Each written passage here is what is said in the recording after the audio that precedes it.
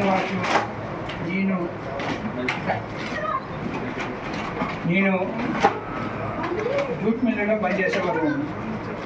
Jute మిల్లులో పనిచేసేటప్పుడు రండి, పక్క రండి, జ్ఞానం చేశాను.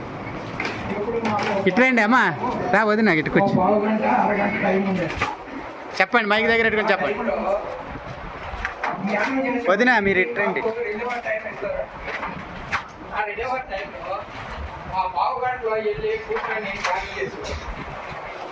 సార్ వెళ్ళమ్మా అక్కడికి వెళ్ళి ఇటు నుంచి 40 మంది కూడా మాకు రెస్ట్ టైం వచ్చేటప్పుడు మేము అందరం ఒక పక్కన కూర్చుంటే నేను వెళ్ళి ఓ పక్కన కూర్చుంటాం. ఓ పక్కన కూర్చొని ధ్యానం చేస్తున్నాం.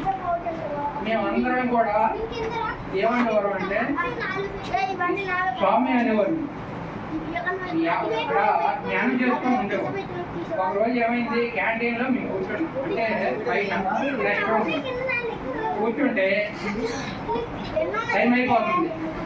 మీ ఇద్దరు ఉన్నాము.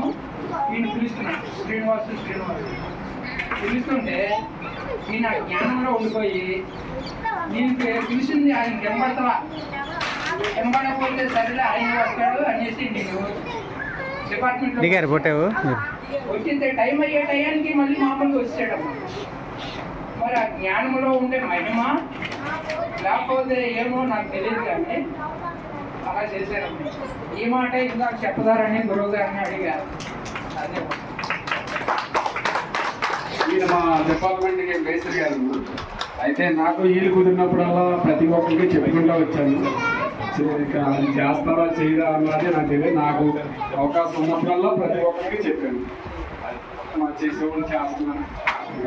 ఆ స్థితి రామయ్య ఇప్పుడు వస్తారా